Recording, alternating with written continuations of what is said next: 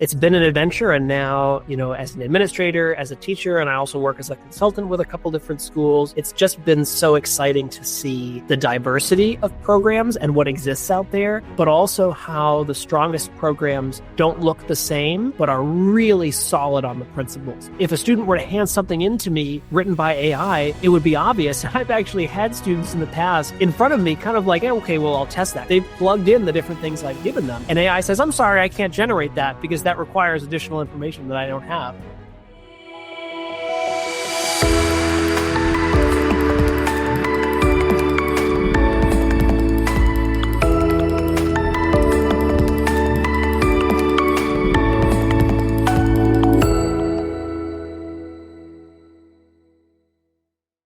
Welcome to Now What podcast, and this conversation might also be for the Jagged Edge podcast, which is for leaders, educators. We have today with us Andrew Faulstich, and he is a Montessorian working with adolescents, a podcaster, writes amazing blogs that really help us in education, understanding various ways of supporting our children, students in our classrooms. And it's an honor to have you here with us today, Andrew. Thank you for being here. Well, thank you so much, Yogi, and for that glowing review of my writing. I really appreciate it. That's one of the areas that I would love to grow in, and reading some of the information that you have really resonates with me because it really looks at different angles of education and what the possibilities might be and how do we go about it, especially as educators. We're always looking to grow. I know as a Montessorian, I had a primary, which is 3 to 6 year old classroom. And then I wanted to add the elementary program. And I really had no clue onto, what the steps were, and reading blogs or understanding this information for someone is so helpful these days, which wasn't as much present 20 years ago. So I really appreciate, Andrew, your insights. You actually have worked in over 10 schools worldwide, online and in person. So how did that come about? Well, my experience in education has ranged from early childhood through higher education, taught every student at every level. I've taught in Montessori schools, in learner-centered schools, in traditional schools, public, private, charter. And that came about. To understand why that's my trajectory, you have to go back to my own childhood, because I was a Montessori child myself. And that was the ultimate gift that my parents gave me. I was in a Montessori school from Children's House through upper elementary. And there was no adolescent program in Western Massachusetts at the time. So after that, I went to a New England prep school. But it really was that foundation of being a lifelong learner and of wanting to really be a global citizen and see myself as someone who positively contributed to the world around me that shaped me as I went through high school and then into college. So my passion was music. That was the thing I thought I was going to do. If you had asked me 15 years ago or 20 years ago, Andrew, what are you going to do for the rest of your life? I would have said, I'll be writing songs and on tour. That's what I thought I'd be doing right now. And I went to college, and I was in the end of my freshman year, and I was majoring in music, and it was going really well. I was acing my music classes, but I didn't feel like I was really doing as much for the world as I would have liked to.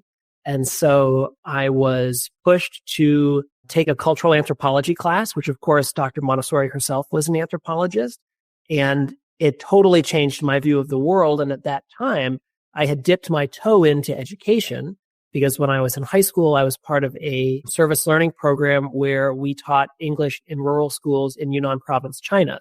And that experience really opened my eyes to the fact that while I had had a Montessori education where, I was allowed to follow my interests, where the focus was on myself as a developing human being. And even in my New England prep school, there was, still a degree of autonomy, still a degree of choice and independence, and going to a different cultural and socioeconomic context and seeing that for the majority of folks around the world, education is not an experience of empowerment, but rather it's an experience of compliance and control. It totally changed my perspective on the power of a transformative education. So I switched to cultural anthropology. And, I really thought that my work was to be in the international education space. And so I worked with my good friend of mine who ran that program in China. She and I ended up co-leading the program. We had a collaboration between my then former high school and my former college, the University of Rochester. We brought students to China to work in schools. And we're doing things in a broadly learner-centered way, but certainly not Montessori. And I just gave a presentation where I showed a picture of myself standing at the front of the classroom of 40 students. Of course, now if you take a picture of my classroom, you can barely even find me in the room. We were trying to push the boundaries of that system. And then I went to grad school. I got my master's in international educational development at the University of Pennsylvania. That was where I had so many different experiences. I coordinated a literacy program between 4 public schools in West Philadelphia. I was in the classroom supervising folks, going between different sites. Of course, there was significant studying in there as well. I really just saw how traditional education is set up to fail. And I was on Dr. Ayuze Sabater's radio show a few weeks ago, and the term he used was Montessori education is common sense education. Because what I would see when I would walk into a traditional classroom in West Philadelphia was a teacher who would try to get 30 students to read at the same page at the same time. What that meant was about 5 were actually doing the reading, and 10 were pretending to do the reading. 10 had the book on their heads, and the other 5 were running around and because they needed to do something else. And it was merely an exercise of, can we get students to do the right thing at the right time? After experiences with many schools there, and while I liked the people I worked with, I realized, this is a sort of a failing enterprise. And so I ended up doing some work in a Montessori school just part-time and really getting invested broadly in learner-centered pedagogy. And at the time, I was taking a class at the graduate level on curriculum and pedagogy design. And my professor was very interested in learner-centered methods. That was really important to her. But every time I'd mention Montessori, people would give me sort of a funny look. And that was what we were just talking about before this podcast. And I began to dig into the research in the context of that class of how is Montessori, it was very dismissed of, well, that's not something we really talk about here, or there's not a lot of research done on that. And so I had those experiences. And then in the winter of my graduate degree, I had the great opportunity to travel to southern India, to Bangalore.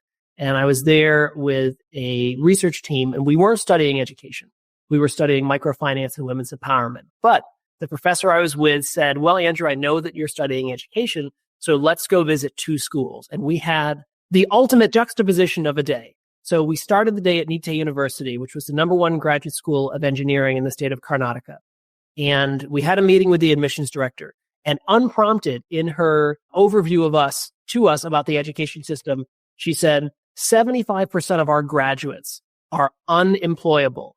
They cannot get a job in the field of engineering after having graduated from the best engineering school because they've never engineered a single thing in their lives. They've learned primarily through rote methods. They've never asked a single question. So they don't have any idea of how to apply the knowledge they've learned. Furthermore, they don't know how to take care of themselves. They don't know how to exist socially. They have no sense of functional independence. So they come to college and sometimes even graduate from college and they don't know how to cook for themselves. They don't know how to do the things that their families or their teachers would do for them or would mandate that they do a particular way. And so I left that experience, it was really abysmal. It was sort of this really odd feeling of we're at this well-renowned school and yet there's these challenges that they have. And then in the afternoon, we went to a Montessori program. And this was a school for orphan children, folks who had all of the odds stacked against them. It was a school toddler through 12th grade. These students ran the entire school themselves. We met with the student government. We took a tour. We watched self-directed learning take place. And all of the challenges that were described at this well-funded, famous engineering school were non-existent in this Montessori setting that had a fraction of the budget, a fraction of the staff and the resources. And yet this method was making a transformational difference in the lives of these young people. And it was at that moment that I realized, okay, I have to get back into Montessori in some way. So I knew that that was on my mind, but my path really was at that point to be an education researcher. I was going to go into qualitative research. I had a program planned. I was going to go to Uganda and do research on a learner-centered program there. And then COVID hit. And nobody's going to Uganda. And all of a sudden, I'm studying international education from my bedroom. And I got an offer to start a Montessori adolescent program in Florida. And I had a few credits left to finish up in grad school, but it was only part-time and it was all online anyways. And so I said, sure, I'll go for it. And so I started a program down in Florida. It was quite an experience. So I've started 2 programs. I started a program there. I restarted a program up here in Maryland. So the Florida program was a 12 to 18, so middle school and high school program. The program I restarted up here was a 12 to 15 program. And then currently I teach at the 15 to 18 level at the Montessori high school level. And I'm a program coordinator and administrator of that space. I really like to say that I have learned and have grown alongside the adolescents that I've worked with. And while I look back at some of those early days, which were really difficult, and there was so much to learn, and these programs are so complex, as all Montessori levels are. And at the same time, the through line is my Montessori experience, because I knew what it felt like to be in a space where my autonomy and independence was respected. I knew the kinds of relationships that I'd had with teachers. And so even though my pedagogy in those early days wasn't fully formed, my ways of being and interacting with the students came naturally. And in many ways that accelerated my learning curve because I had that experience. And I have found with other folks who were Montessori children that when they become adults and when they come into this space, that really helps. And so it's been an adventure. And now, as an administrator, as a teacher, and I also work as a consultant with a couple different schools, it's just been so exciting to see the diversity of programs and what exists out there, but also how the strongest programs don't look the same, but are really solid on the principles. And you can clearly identify what those are, even though the manifestations of those, particularly at the adolescent level, are really incredibly diverse. And so it's just one of the many things I've enjoyed of my career that's gone in a lot of different directions. It's been a fulfilling and constantly changing, one thing leads to another type of a thing for you, Andrew, and can't believe you're teaching.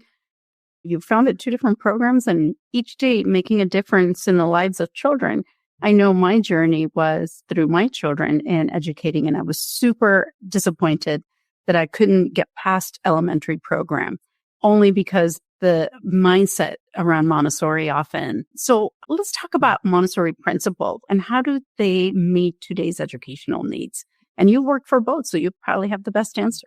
Yeah, well, to be honest with you, the traditional education system is, we're rearranging the deck chairs on the Titanic is what most folks are doing who are in that space. I'm not trying to be a doomer on purpose. I really think that's, having seen it so up close, I think that it's just a failing enterprise, because at the very most obvious bell curve, we're just not going to serve most students if we're asking them to do the same things at the same time.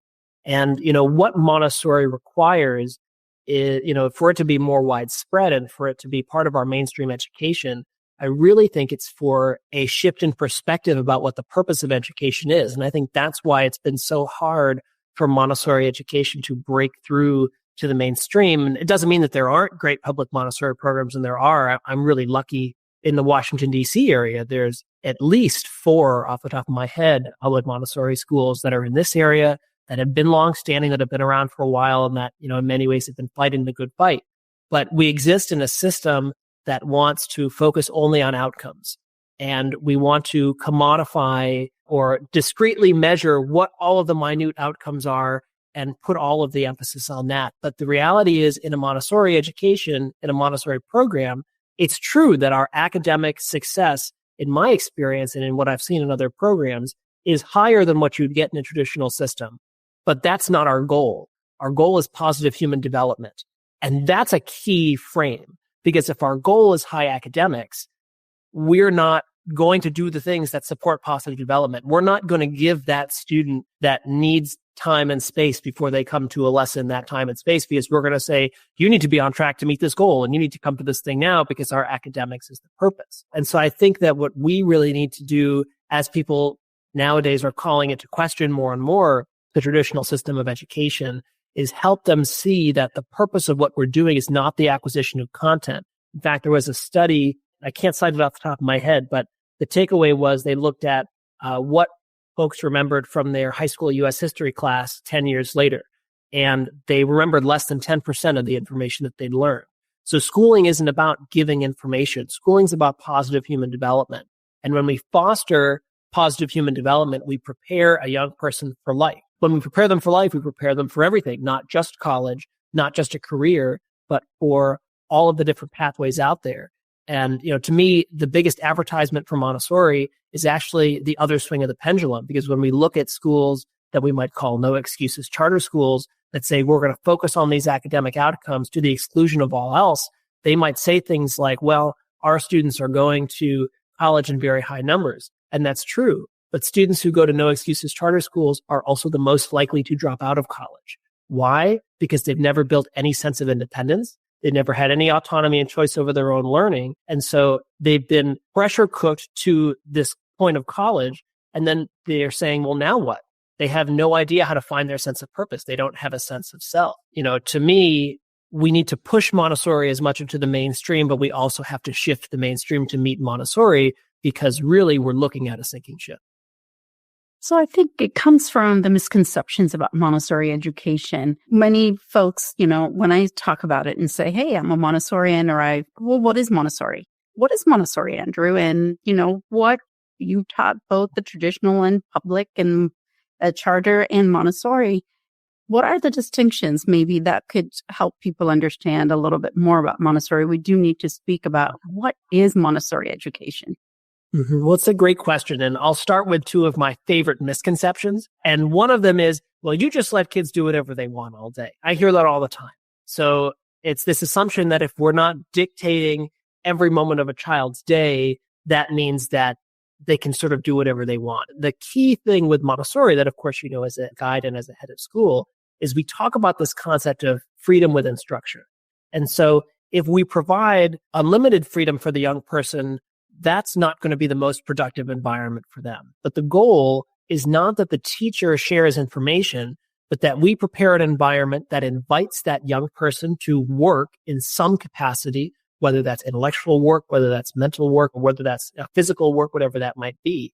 And through that experience of action in the environment and reflection on that action, that's where learning takes place. And so, we don't just say, go ahead and do whatever you want, but, when they arrive in the morning at the adolescent program, there's things to do. So the seedlings need to be watered. The bread needs to be baked for the sale that's next week. We've got chickens in the coop that we need to go and feed. Those are experiences that the young people have that help form their personality. Well, we have a seminar today at 11 o'clock. So has everybody done their reading? We set things up in the environment where the students have choice and autonomy, but where we make sure that that's meaningful choice. And the way that it was always presented to me in my training was there's always a choice of work, but there's not a choice not to work. And when we say work in Montessori education, we emphasize that term because that's where the personality gets formed. That's where that individual forms themselves through that experience of working in the environment. And with adolescents, oftentimes it's work of the hand. And so when we think about traditional adolescent education, we think that, academic rigor has to get higher and they're preparing for college and this is the expectation. And it's true that when we get to the end of the third plane, that 15 to 18 area, they're ready for more academic work. But developmentally, we actually see a decline in academic ability, not because they're abnormal in any way, but because their developmental task changes. So the second plane child is curious about the world. They want to know everything. The third plane child wants to know about themselves. Montessori called it a social and a physical rebirth. And so they're changing all of who they are. They're reforming their relationships with themselves, with their parents, with their friends, with other adults, with other folks in the broader world. They're waking up and their arms are longer than they were the day before, and their legs are longer, and their voice is changing, and they're bumping into things because they don't know how their bodies work. It's this total shift of their entire view of themselves and the world. And through the experiences of working together in community, that's how they decide who they are, because they can try out, well, who do I want to be? How do I want to show up today? How do I want to be seen? And in that process of self-construction, we prepare an environment where that transformation is positive, where they have really strong role models to demonstrate, hey, here's how to be a meaningful adult in the world. And there's no one archetype for that. That's why we bring in a myriad of adults who act and interact in a myriad of different ways, but who all are respectful, are thoughtful, are considerate of others. And those become the models for the adolescents as they then form themselves in the context of the community. And that formation can't happen without work, without that properly prepared environment. And so, I think that's one key misconception. And I just want to plug this really great book, Diverse Families, Desirable Schools by Mira Debs. In it, she talks about how we see Montessori in the United States as something that's only offered to affluent families or to white families. But the reality is, not only is that not the history of Montessori, in fact, it started in Italy with some of the most students that were cast aside by Italian society, but also there has been a strong movement of Montessori in the United States, of Montessori education for liberation. And in fact, 50 years ago, Montessori was praised for its structure. Nowadays, it's considered loose and unstructured. The method hasn't changed. The stories we tell about it have. And so really unpacking why we feel the way we feel and looking at what the method is, I think is really important. If you're a parent who's considering Montessori, or even if you're a Montessori guide, as you're answering these questions from parents, to get at why might we think that way? And then what does the method actually call us to do? Yes, indeed.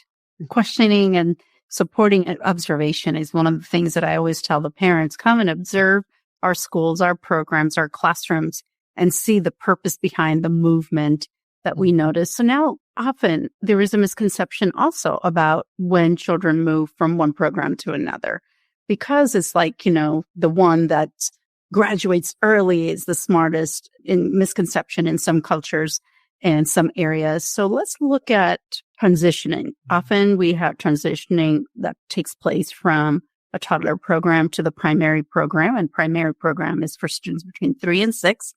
Elementary program, the lower elementary is 6 to 9, upper elementary 9 to 12. So when is it appropriate for us to move the children from one to another? You just spoke about the 4 planes of development and being developmentally ready. Well, I think it's a great question, because I have had conversations with parents about early move-ups. The argument is, my child is academically ready. They've, mastered a particular grade level, however we might want to define that. And I have problems with how that's defined, but that's a different conversation. Of content, I think they're ready for the next class. And that's based on this cultural assumption, back to what I was saying earlier, that education is about the transmission of content. So I've checked the box on this content, and I'm ready for the next class. But I think the beauty of Montessori education is twofold. The first is that a Montessori guide can pull work from higher levels and present it to the child in that classroom. So a child in the 3 to 6 classroom that's ready for math materials or language materials from the 6 to 9 classroom can simply bring those materials and provide those lessons to that young person. So that is really not that hard, because they don't have to wait with their peers. We're talking about an education that's individualized. But furthermore, what we know is that even if a child might be academically ready to move into a different area, there's often developmental needs that still need to be met in that plane. And so oftentimes we see this with 6th graders. The 6th grade is the last year of upper elementary, and different programs do it differently. And even different parents will say, well, my daughter's or son is in 6th grade, and I know that technically in your school that's elementary, but I want them to be in middle school. I want them to move up to 7th grade. But in my experience and my own observation, there's a big developmental difference between a 6th grader who is still very much in the second plane and a 7th grader who is very much in the third plane. And especially by the time you hit January or February of a school year, that developmental chasm tends to grow. And what happens is that 6th grader may be academically in the same place, but socially, they're not clicking in the same way, and they're not having that same developmental experience as the 7th and 8th graders, simply because they're not in that same place. When I've had those conversations with parents, it's always the two things. We can bring that academic content into this space where your young person is right now, but we also have to remember that that's really not our purpose. That's a beautiful side effect of the fact that we are creating an environment where your young person can develop in a really beautiful way. And that's the purpose of what we're doing, and why they really need to be in that environment that's curated, because the upper elementary environment is very different than the adolescent environment. And in fact, almost starkly so. It just simply wouldn't be appropriate to have a child developmentally be in the wrong place, because that doesn't serve that development of their personality.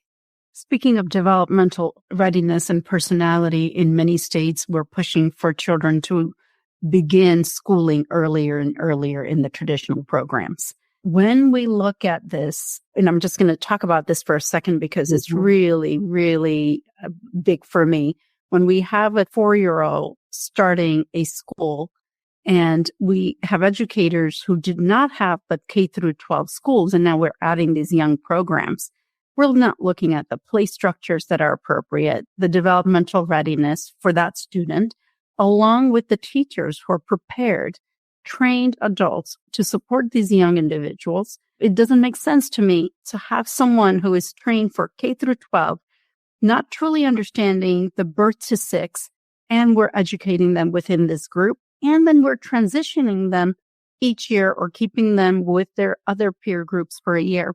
But when we truly transition a child, like you spoke about, when they're developmentally ready, and it doesn't have an age limit on it, the way we normally put it, this birthday, you move in and we just are going to have you in this level. And then at the end of the year, we're going to move you. However, when we have students from the mixed age groups in Montessori, you have at least 3 age groups, 3, 4, or 5-year-olds in the same classroom. There is this something amazing that happens, and you've seen this in middle school. Can you speak to what happens when you have the mixed age groups in the same classroom? Yeah, well, it's just beautiful because the culture creates and recreates itself. And so in a traditional classroom, when you have one grade band a year, everything has to be remade every single year, start from zero.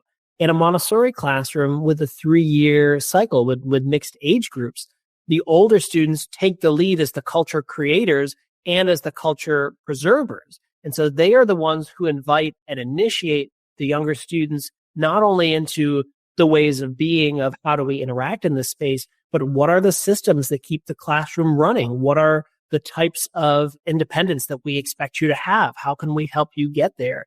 And it really develops a strong sense of mentorship and a really strong connection. And it's something that I recall as being a stark difference from my experience when I went from my Montessori program to a traditional prep school program as a young person.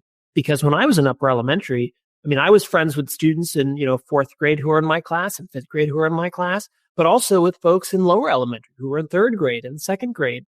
And there was no reason why we wouldn't be friends. No reason why someone who's younger than me or for them, someone who's older than them might not be a close friend. And then I went to my New England prep school where, of course, we were based off of grade, and all the other 7th graders were saying, oh my gosh, do not go hang out with those 6th graders. They are so young and odd. And I remember thinking to myself, I don't know why they see it that way.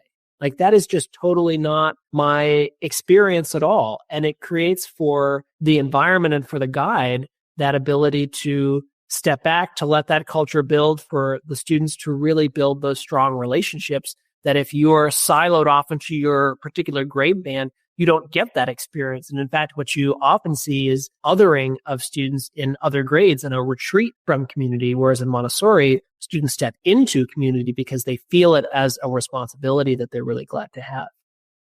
Yeah. What a great sense of belonging, right? For 3 years, you're with your almost siblings and friends in the classroom, and you look forward to learning and growing with them. Many skills, including leadership, takes place there, sometimes being led and sometimes you lead others. Now, homework can be a big thing for parents. Homework, and tests, grades. What are grades and testing like in a Montessori environment, or are there not any?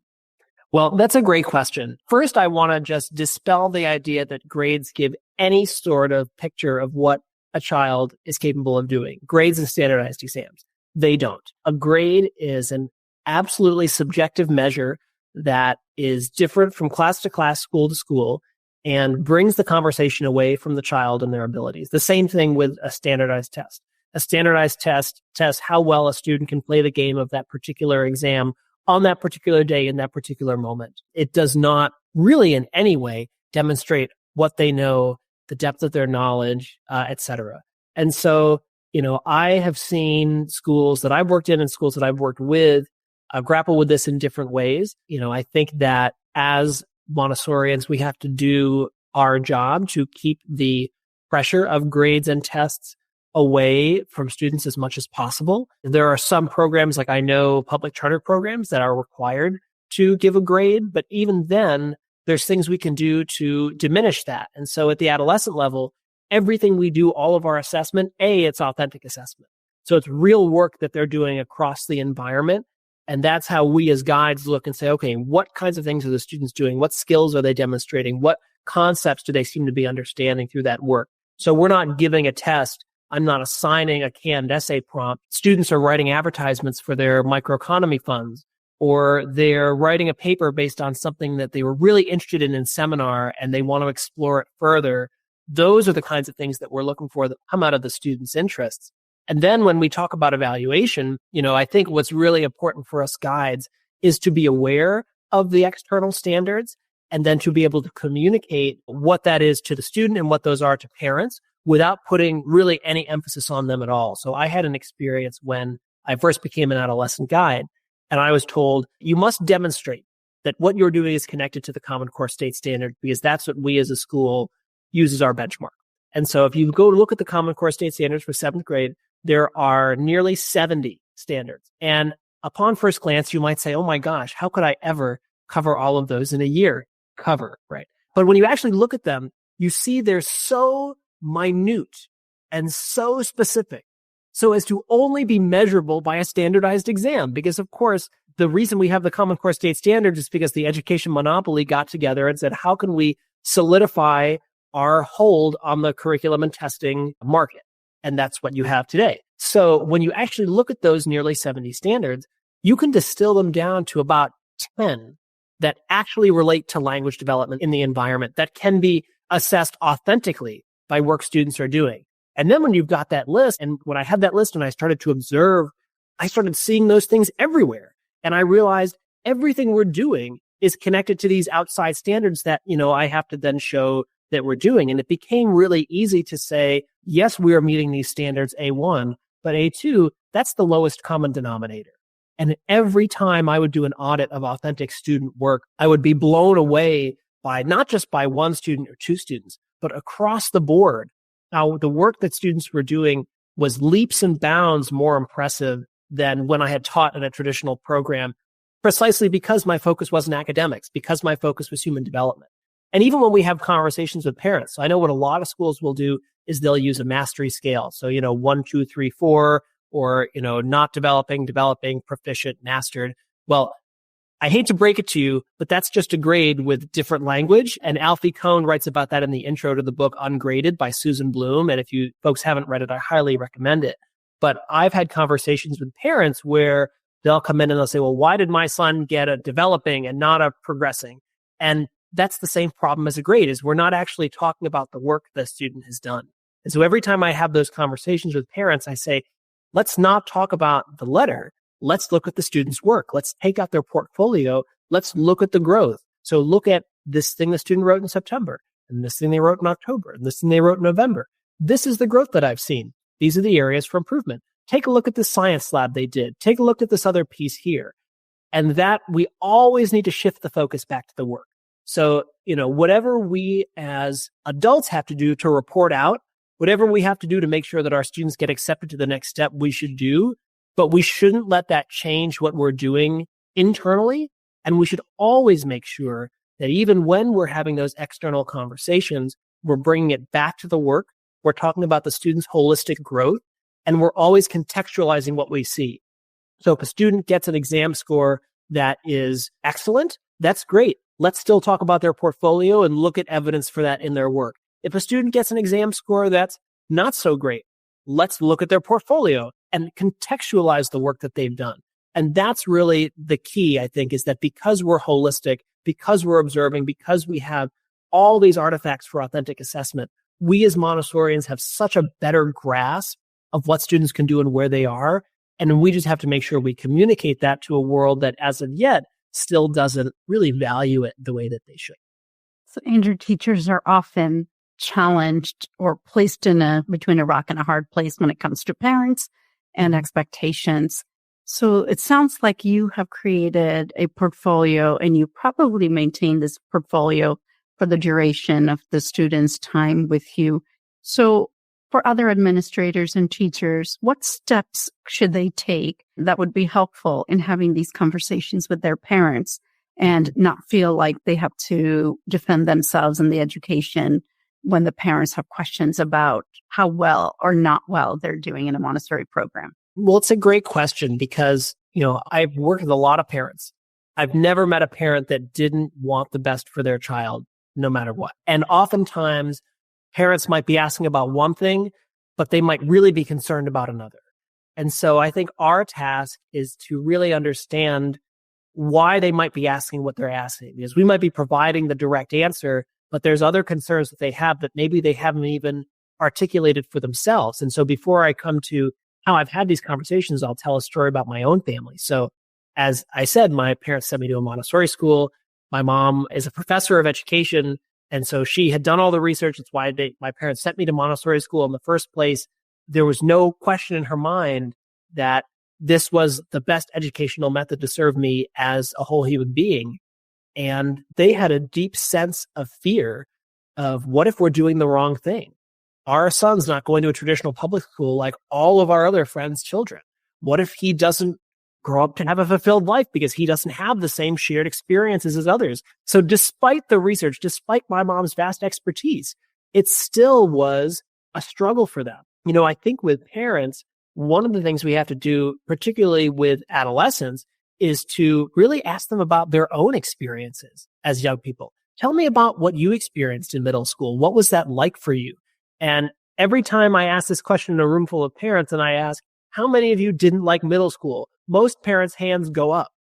And what we create in a Montessori program is students who literally run in the door at 8 a.m, excited to be there in middle school across the board. That is unheard of in traditional education. Oftentimes, what I'll do with parents is as I said, we try to get to the root of really what they're asking and what they're trying to get at, and then help them understand how does this education serve the development of your student. So I had a parent say once, well, you're only reading 5 books as a class this year, and my other son is in a traditional program and he's reading 8. Why is my son getting less of a literacy education than, my other one? And I said, well, he's not getting less. Let's go back to the work. So when we read a book, these are all the things we do. This is the way that your son is prepared for seminar. These are the responses he's written. This is the essay he's written. Here's his book annotations. Take a look at the depth in which we're taking these ideas. And I can explain, because I've built this curriculum really thoughtfully around Montessori principles, this is why this is actually more beneficial, not only for his literacy work, but for his development as a human being than reading 8 books. Because if we read 8 instead of 5, we wouldn't be able to do this, that, and the other thing because we'd be rushed. Ultimately, that concern was out of a place of, is my son going to be okay when he leaves and goes to high school? Is he going to be able to handle the level of a high school class? And it brings up that idea of transitions, because I'm lucky to work at a school now that has Montessori toddler through 12th grade. So young people don't have to transition. They can come all the way up, but that's not the norm. Most schools have a point where young people have to go out into the world and parents get really concerned. But what I always go back to is the core of Montessori is preparing young people to be adaptable. Montessori talked about adaptation as one of the things that makes human beings unique. That is one of our human tendencies that has allowed us to exist in this way, to build supernature, as she describes it. So we don't prepare our young people to do one particular thing as you do in a traditional program. We prepare them for anything. So when I went into my traditional program, there were things that my peers had learned that I hadn't. There were things that I had learned and my peers had. And it was not very hard for me to come in and say, okay, I'm in a new place with a new set of circumstances.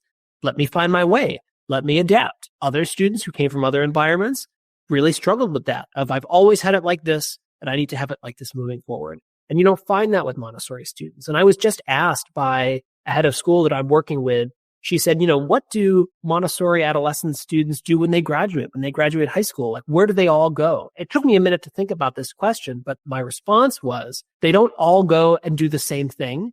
Some go to college, community college, off to jobs, trade school, whatever it is. They all have a strong sense of A, where they want to go, what that compass is, what's meaningful for them. B, a realistic expectation of the steps to get there. And C, a recognition that they don't know everything that's out there, but that they know that they're prepared to meet those challenges. And that's adaptability at its core. And so if we can help parents understand that that's what we're doing and that we're not preparing them for one particular environment, but for any environment, and we can get at those deep-rooted feelings that they may have based on their own experience, we can really see parents as partners And it totally changes the relationship when we get at what's really behind what they're saying. Now, technology. Technology has been really something that's discussed over and beyond. And how can Montessori and technology be used in Montessori without compromising its values? This is not the first time I've been asked this question on a podcast. I think Montessorians have a bad rap of being afraid of technology or of not liking technology. I think there's a value to technology as a tool in the prepared environment, just like anything else. And just like we do with anything that we use with young people, it has to be developmentally appropriate. And so, I remember when I was in upper elementary, we had the computers with the long backs, and we had our floppy disks where we saved the things that we wrote. And there were only 2 of them. And there was this sense of scarcity. And okay, well, I can only use this a certain number of times. Nowadays in the adolescent programs I work with, students are bringing their computers every day because there's a lot of work that they can and need to do on those. But it has to be a balance, and we have to really see it as yet another form of practical life. Because the reality is, here we are having this podcast over Google Meet. We're online. We're using this technology. We need to be the ones to help guide young people through this part of the adult world. Because in many ways, that is what our adolescents are trying to do. They're trying to find their place in this broader world of adults socially. And so much of that now is through technology. And that's particularly true for young people that have come through the pandemic, where this was their only form of connecting with other people. And, we're going to see the impacts on development, for the next 20 years on the young people that have lived through COVID. I am not against technology. And I see people on LinkedIn who will say things like, we need to stop students from cheating and using AI and writing their essays. And my response always is, if you've assigned something that AI can write, it's not worth the student's time to write it. Because what AI does is just regurgitate information. AI is not thinking critically. AI is not providing meaningful analysis or connecting to the student's real world experience. If a student were to hand something in to me written by AI, it would be obvious. I've actually had students in the past in front of me kind of like, okay, well, I'll test that. Because I tell them that. I said, if I've given you something that AI can write, it's not worth your time to write it. They've plugged in the different things I've given them. And AI says, I'm sorry, I can't generate that because that requires additional information that I don't have. Because of course it does. Because we're not preparing young people to be robots. We're preparing them to be really unique, thoughtful individuals. And they need to be able to use tools like AI appropriately and not abuse them or misunderstand them. And so in many ways, there are things that are challenges that come from technology, but there's also benefits. And I'll also say, and I don't know if you've talked about this on your podcast, but in the last year, maybe year and a half, there's been so much buzz around Jonathan Haidt's book, The Anxious Generation. And while it's true that we need to really be aware of what is going on with social media and how that's impacting young people's brains, other serious researchers have said that he really exaggerates a lot of what his research has found in order to incite a moral panic, because what adult isn't going to say, yes, take the phones away from young people? And I'll give you an example. So I worked at a school where out of nowhere, almost, there was a really harsh phone policy that came out at the end of the year. Part of this policy was no phones on school trips. Well, my adolescents were about to go on our spring odyssey, and we had something like a 4-hour bus ride. And they said, we don't want to have our phones on the trip. We're fine to turn the phones in when we get there, but there's this game we all like to play on the bus, and it's on our phones. We all play it together. This is something we'd like to do. So I helped them create set up a meeting with the administration and plan this whole thing out and talk out their talking points and really make their case as to why they felt like using technology in this way wouldn't separate them from community, but would bring them together, and they would agree, to turn their phones in when we arrived. And they went to this meeting, and all of these administrators had their phones in front of them on the table face up. And these administrators told these young people, those phones are like heroin, and so therefore you can't have them because it's harmful to you. As their phones were right out in front of them this whole time. And they came back to me and they said, that was the most hypocritical meeting we've ever had. Because how can you say to us, we can't be trusted with phone use when you're using your phones all the time? And I interviewed this Montessorian on my podcast a few months ago, Tom Brown, and he has this quote that lives rent-free in my brain. And it is, adults seek to control in children what we hate about ourselves. And so much about this technology question is that we as adults are scared of how this has impacted our lives. about how we are tied to our phones and our computers all the time. I will say that about myself 100%. And because we have that fear, we seek to control it in our young people without really doing that deep reflection that we need to have. And so whenever we talk about technology, I always like to put that out there because, it's more than just how do we regulate it, but how do we reform our own relationship with that so that we can model it positively for young people? Yes, I think the modeling part is the key in anything in Montessori education or otherwise. It's the modeling the behavior we would like and actually watching the process, the observation of students that we have in Montessori. We're observing, we're watching, and we're not intervening too quickly. And I understand about what you just said, and it makes perfect sense to me. And age appropriateness. We're not going to go and give a 2, 3, 4-year-old a phone to play on all the time if there's limited television, because the brain is just forming and it's developing. So it's when appropriate. So Montessori talks about limits, freedom within limits. So everything throughout Montessori education is not just go and do whatever you'd like. There's purpose to the learning. And I just learned so much from you, Andrew, about how you helped the students problem solve or, make a case for themselves. Because in these valuable lessons, these are priceless instead of we have to learn this and this is the test versus we're going to learn about ourselves, about others. We're going to learn the topics that we do need to. And when opportunities come up, we're going to sidetrack and get involved with whatever the learning might be present for us. So that's Montessori in a nutshell. It's really beautiful to me.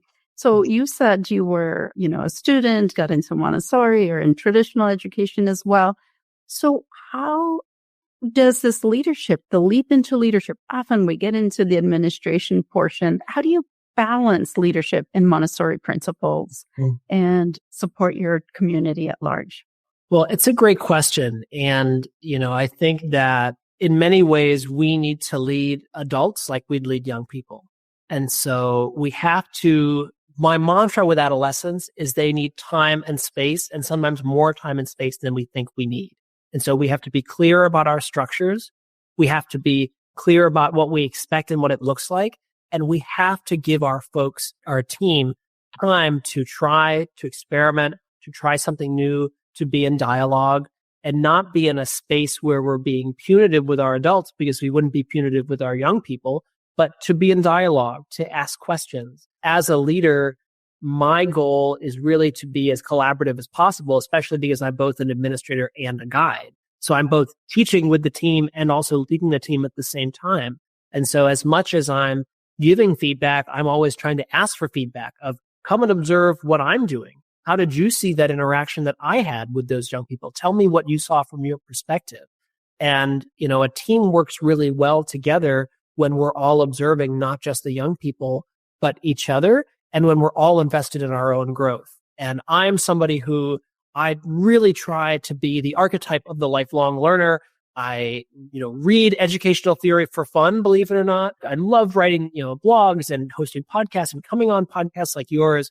And I am really trying to model to my staff that idea of we're always observing, we're always getting better. But the other thing that I really try to impress upon staff is that what we're doing is not just, a method of teaching and then, we go home at 4:00, but it's really a way of engaging life, seeing yourself in the world differently.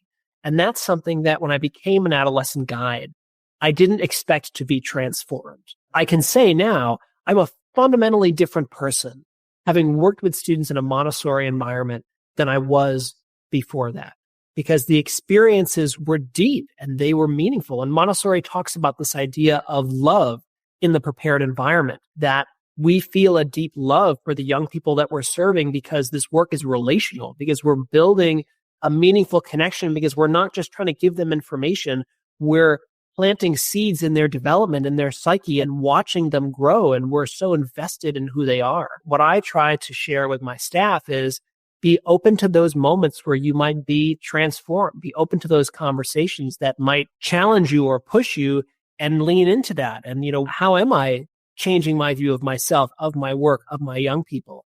And I think that every student, those who are the easiest to those who are the most difficult, we have something to learn from. And I was interviewing Tammy Esting on my podcast, and she had this beautiful phrase. She said, I don't call a child a difficult child. I say, that's a child that I don't yet understand.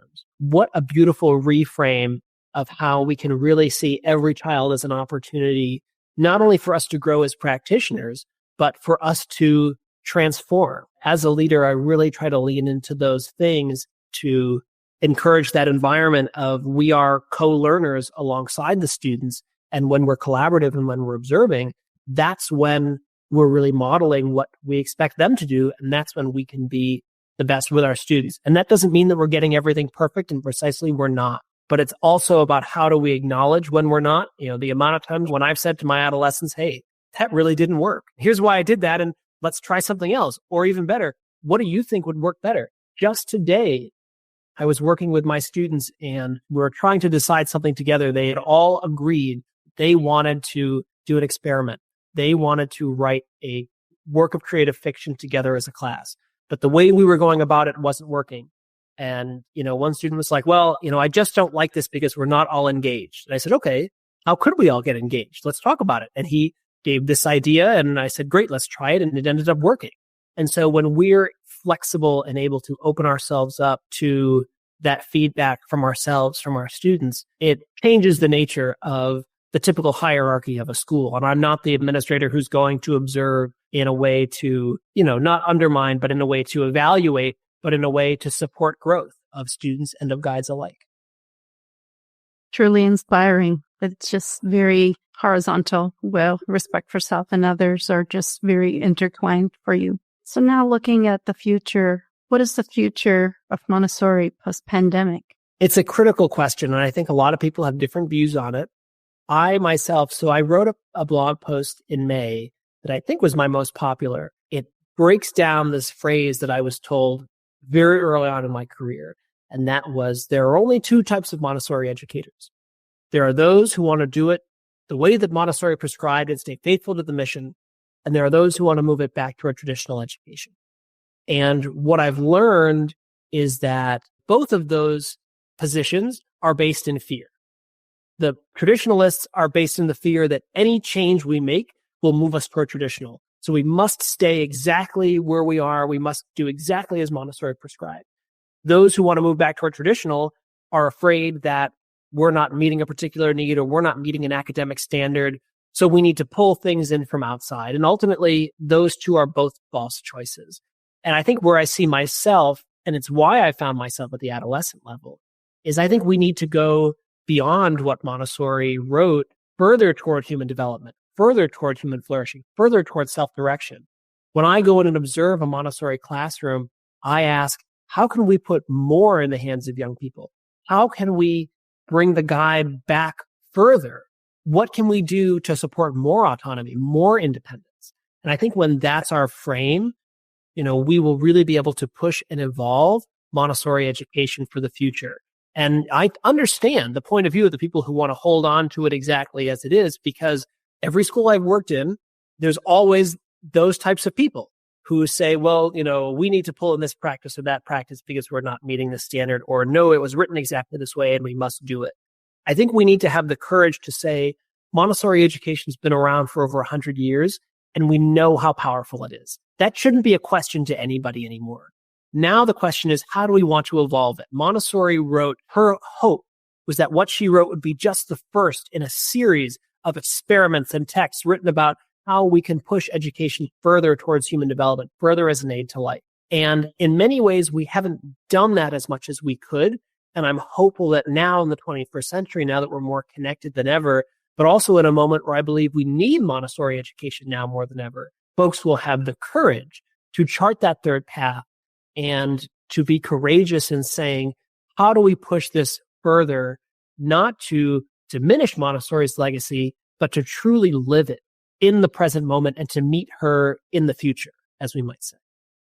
Well said. I think Montessori definitely was someone who wanted to continue to learn and grow. And if she were still around observing, she would come up with a lot more information. And I know many of us would strive to go that route. And what you said around fear, sometimes the fear is what we project and keep us from growing in our classroom, in our schools, and just having the faith that the children are going to figure it out and we can support them, including what you mentioned with your team members. I remember being an administrator just lost. And this topic would be so helpful for those who are new to administration, what the power holds. It's a shared power where you're looking for mutual respect and growth. And when you come from fear, chances are we're going to control and power. Mm. Beautiful insights. So far, I have a few more questions, and they relate to Montessori and traditional education, moving to Montessori. Can children move from traditional education to a Montessori program at any age, or do they have to transition at a certain particular grade level? Well, I definitely think there's some subjectivity to my answer. I believe that Montessori education can serve all young people at any time in their life because it is an education based in human development. That does not necessarily mean that every Montessori classroom is always equipped to bring in students at any particular age.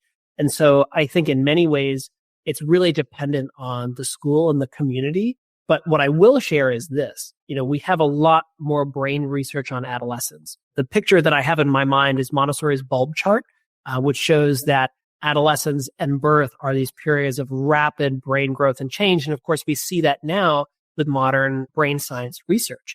And what has been found is the way that Montessori describes a missed moment in development or a missed sensitive period is like a drop stitch.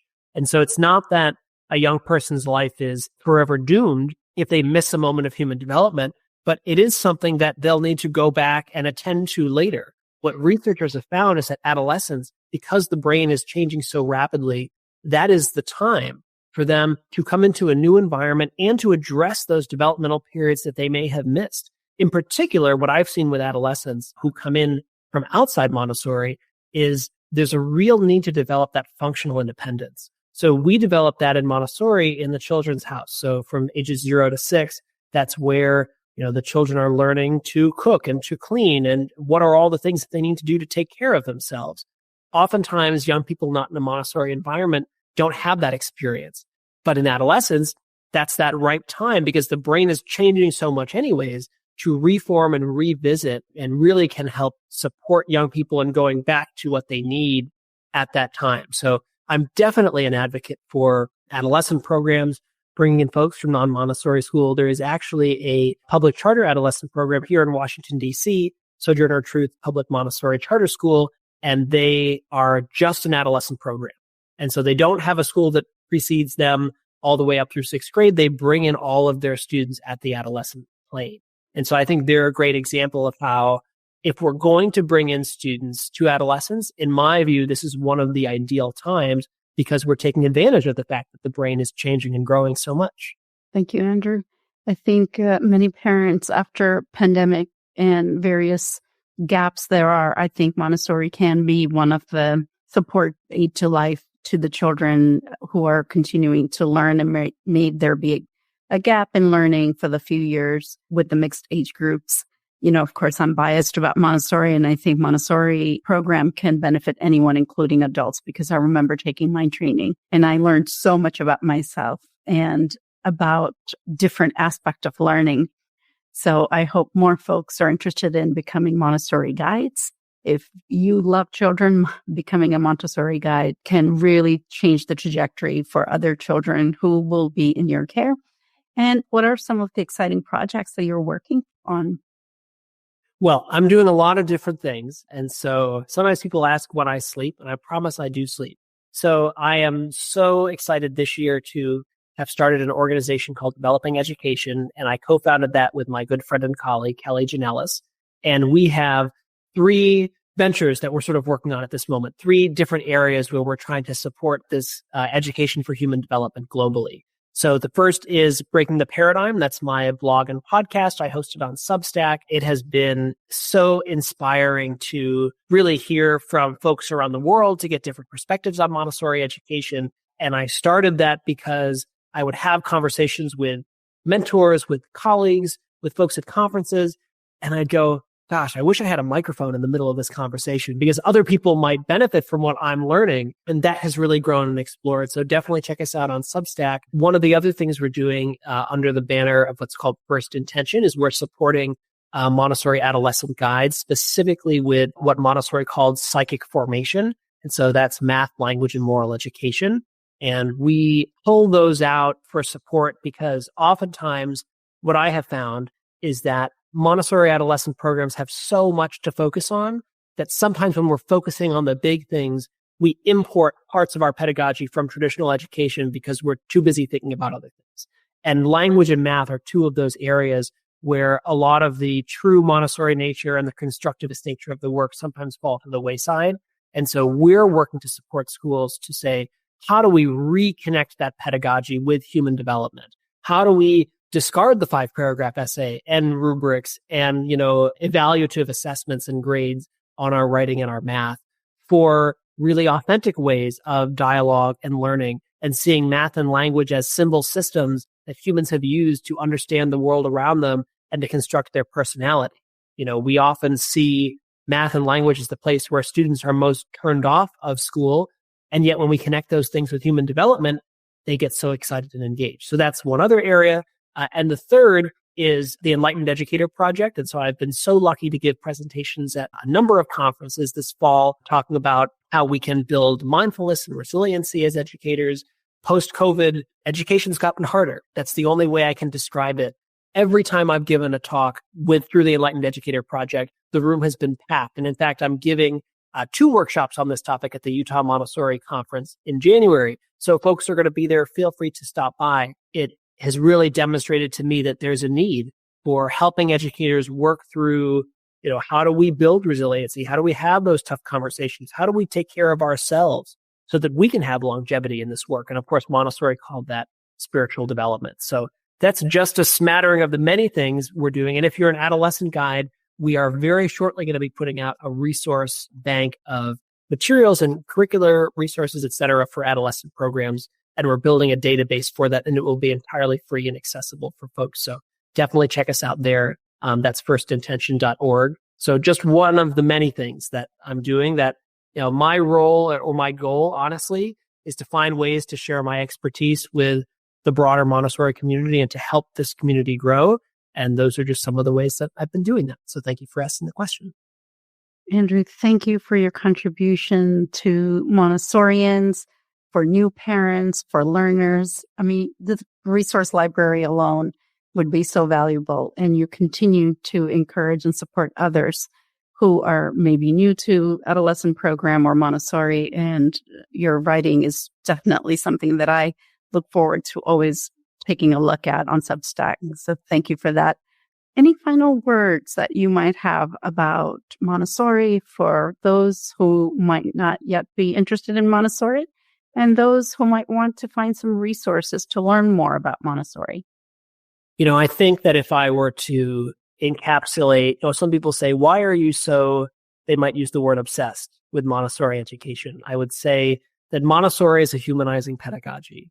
Montessori invites young people and adults to bring all of their humanity to the educational spaces that we're a part of, where we're centering equity, where we care about you bringing your whole self and all of who you are is valued because we care about that development of who you are. Having worked in a lot of different schools, and not just in traditional, but in other learner-centered or progressive programs, it's really a huge paradigm shift, and it changes the way everybody at a Montessori space sees themselves. And so I would say exactly what you shared earlier. If you are not sold yet, go and observe. Go look at a Montessori classroom at any level and see what young people are doing. And I guarantee you will be blown away by what you see. And it will seem like it's magic that young people are working and engaged and thoughtful, and the adult guide has to say nothing. But in fact, that's just human development at work. And I think that's the most magical part about it, that we are hardwired to work and act this way. And the problem isn't our young people. The problem is that our environments aren't prepared for them. And when we make those changes, what they can achieve is, like no other.